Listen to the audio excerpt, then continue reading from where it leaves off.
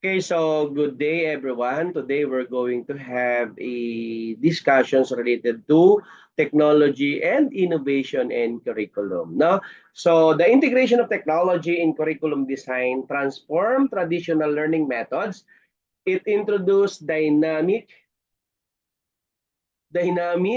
interactive tools and enhance both teaching and learning experiences. So these shifts support personalized learning and address the diverse needs of students. In modern education, no, digital tools like learning management system, no, e-learning platforms, and collaboration tools allow educators to create flexible and engaging learning environments. And these tools can facilitate interactive lesson, multimedia integration, and instant feedback. And to give us more details about the topic, let us all welcome our presenter. Go ahead.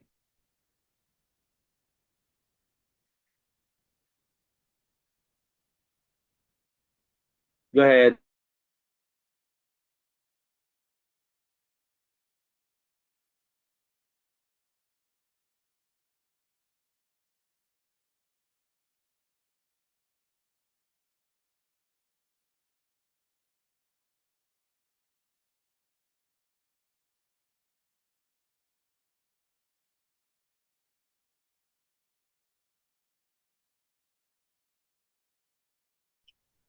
Uh, Good afternoon, classmate, and good afternoon, sir. Ito po yung Ma'am Genevieve, ay ni Ma'am Grace.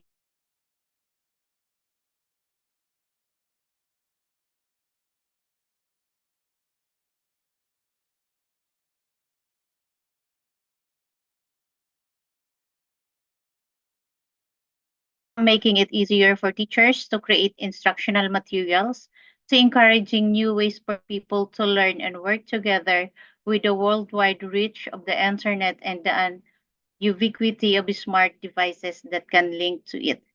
A new age of anytime, anywhere education is dawning. It will be up to instructional designers and educational technologies to make the most of the opportunities provided by technology to change education so that acceptable and efficient education is available to everyone everywhere. So technology is in education is the combined use of computer hardware, software and educational theory and practice to facilitate learning. So nowadays, technology has become an integral part of modern education.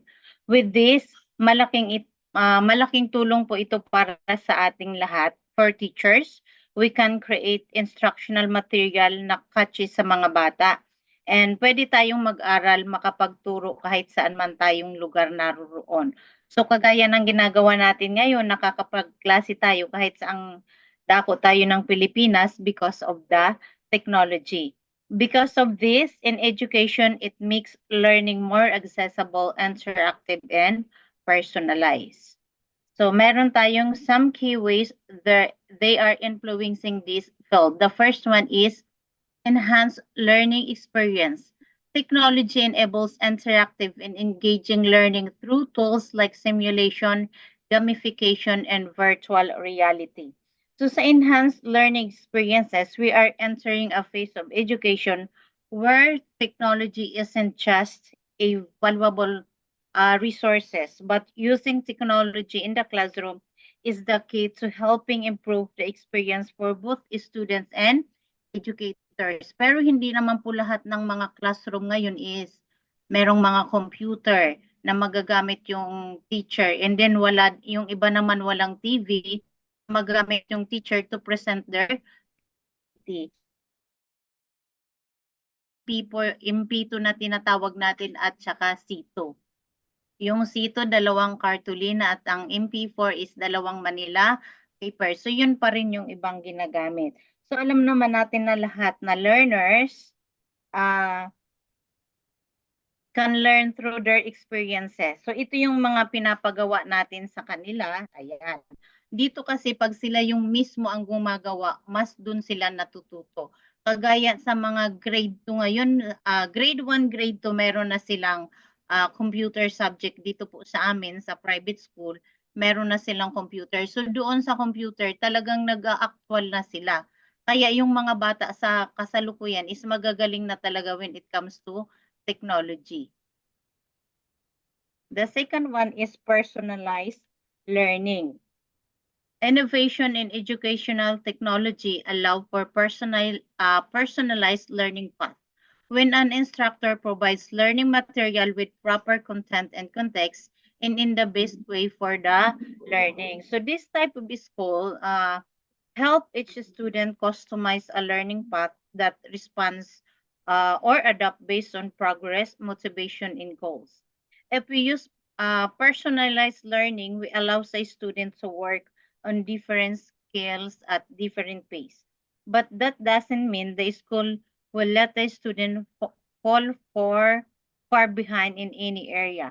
So yung trabaho naman natin dito as a teacher, we should closely monitor its students and provide extra support as needed. So ito po yung mga halimbawa natin ng tinatawag na personalized learning. So ito naman nangyayari na sa kasalukuyan, hindi lang sa ibang bansa, meron din dito sa atin. So meron tayong one-on-one, meron din tayo nitong rich self-paced curriculum, meron tayong around the clock, anywhere, anytime access. Ito yung halimbawa kung nasaan man sila at kung may time lang sila tumingin. So pwede tayo, marami naman tayo dyan sa YouTube, marami tayong makikita. And then, parent partnership, ito naman yung mga home study. So yung parents yung kanilang magiging teacher. And then we have a technology that enriches the learning experience, learning environment. Ayan. So ito yung mga example ng ating personalized learning. And then the next one is extended learning. So technology extends the classroom beyond its physical boundaries. So dito, hindi lang natututo yung mga bata in the four corners of the classroom. So meron tayong online learning platforms kung hindi natin maibigay sa kanila o kung wala man sila, so hahanapin na lang nila yung gusto nilang makita online. And then ito yung field trip natin. So yung mga field trip natin, hindi lang basta na magi-enjoy ng bata, kundi nagbibigay din ito ng dagdag kaalaman sa mga bata. And then we have extracurricular activities. Yung ito naman, study abroad sa mga kagaya ni Sir na marami nang natapos. So meron ng chance na mag-study abroad pa din. And then internship and apprenticeship. So ito yung sa mga teacher na mag-intern na nasa on-the-job training na sila. So from the mula sa classroom na itinuro ng teacher, mas mai-enhance pa yung learning ng mga bata pag nandito na sila sa internship and apprentices. And then we have the augmented reality. So ano nga ba ito siya? Aside from that. So ito yung extended learning environments, community service, virtual reality, and augmented reality. So dito naman, it allows learner encompasses areas such as leadership, ayan, kung magkakaroon sila ng community service, skills independence, and then teamwork and their ability to work with each other. So ito yung kanilang ginagawa. Dito sa community service, matututunan nila kung paano makisama hindi lang sa kanilang kasama sa volunteer, kundi kung paano pa humarap sa mga tao. And then, we have number 4, collaborative learning. Digital tools facilitate collaboration among students and teachers regardless of their physical location. It is also a situation in which two or more people learn or attempt to learn something together. So ito yung mga pwede nating nilang gawin with the team. So ito yung halimbawa natin. So una, meron tayong discussion between the team. So ayan, sharing opinions with the team. So dito ito yung tinatawag natin na collaborative. So halimbawa kung meron silang problem solving, so kailangan hingiin yung opinion ng iba. And then magka-come up sila doon sa best decision na kanilang napag-usapan. And then number 5, we have the data-driven decisions. Technology provides educators with valuable data on student performance and engagement. It is also the process of collecting data based on your company's key performance indicators and transforming that data into actionable insight. Dito naman, it informs us how best to respond to students' needs and work toward the greatest students' outcome. It is also helps tailor instruction, identify learning gaps, track progress, and address resource disparities. Mas nabibigyan natin ng tamang strategy kung paano natin i-handle ang bawat case ng mga bata. And we can come up with the best goal for them.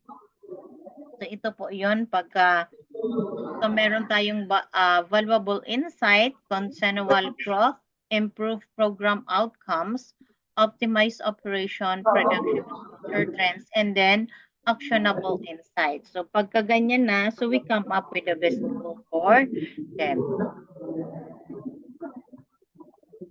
And then integration of new subjects.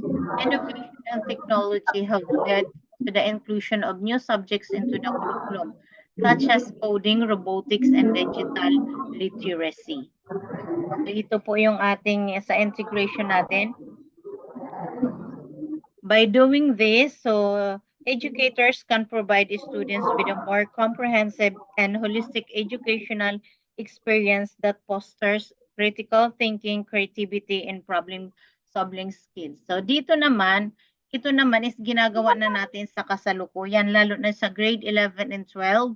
So nag-i-integrate yung ibang mga subjects sa ibang subject, lalo na pagka meron na silang mga ginagawa, ipipresent every quarter. So nag-i-integrate, nagsasama-sama yung mga per subject. Kagaya ng example natin, English, arts, science, and math.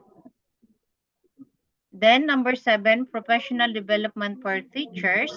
Technology also supports continuous professional development of teachers. First, it refers to programs that enable educator to improve their teaching skills and techniques. So dito nagkakaroon tayo ng mga seminars, training para ma-improve pa on how to present the lesson to our learners, and then involves learning with new teaching styles, subject areas, and interacting with expert instructors. And then it also helps teachers stay up to date with educational research, teaching methods, and technology. So ito yung sa personal development ng ating teacher, kagaya ng ginagawa natin, nag-aaral tayo ng MA, yung iba naman nagdo-doctorate. So ito yung makakatulong sa atin. Hindi lang yung 4 years course na kinuha natin ng college. So pag nag-aral pa tayo, so madadagdagan pa rin yung ating natututunan. And then makabago na rin yung ating natututunan. Aside from that, aims to enhance student learning outcomes. So lahat naman tayo, ang gusto natin is yung maganda yung outcomes ng ating mga students. So covers topics such as formative assessment, data-driven decision-making, leadership, and educational technology. The importance of curriculum development in education, the central purpose of the curriculum is to provide a possible learning framework that helps students to achieve learning. So educational institutions have divided subjects to make the vast knowledge acquirable and intelligible for learners. All subject matters needs to be defined in an acquirable form to the learners according to their learning ability. The development of the curriculum helps in selecting the systems of the subject matter for a particular level of teaching. So malaki din ang naitutulong sa atin nun. Kagaya nandito sa amin, merong school dito na international siya.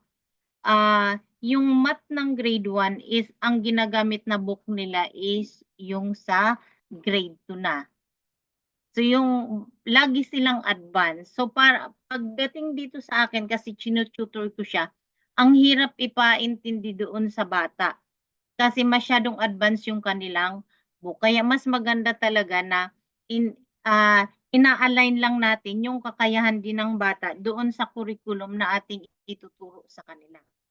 And then, importance of curriculum innovation to the learner, it enhances student engagement, motivation in achievements, as well as for foster creativity, collaboration, and critical thinking. So dito, napapakita din natin, mas nailalabas natin yung pagiging, yung kagustuhan ng mga bata, namomotivate natin sila to do more para mas ipakita nila yung kanilang mga kakayahan. It also helps them with different learning styles. And then, this yet brings another issue in the current system. Millions of Filipinos don't have access to computers and other digital tools at home to make their blended learnings worthwhile.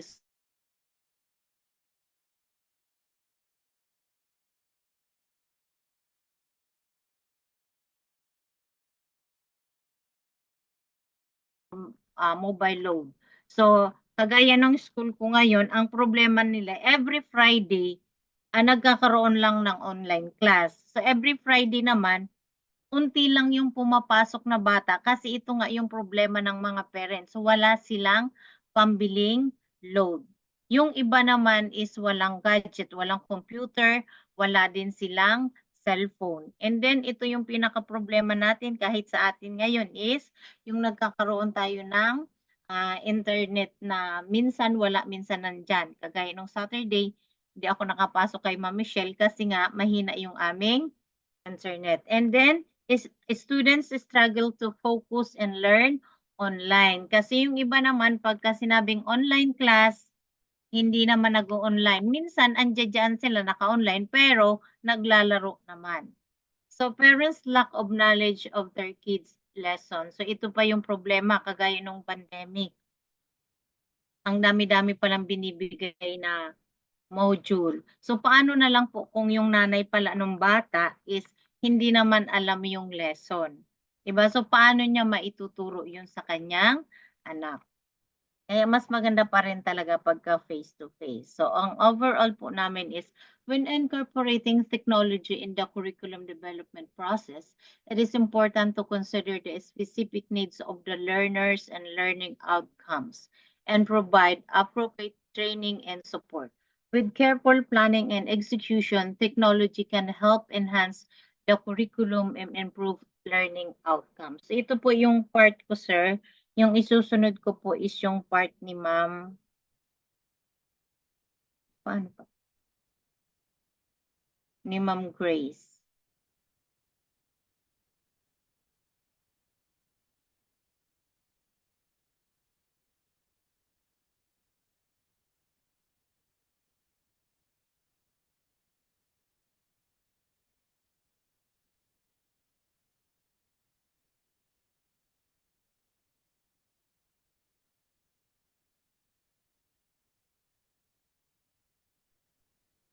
What happened? Well, it's just integrating again. Okay. Technology in curriculum development, no? Technology has become an integral part of modern education, and wait lang.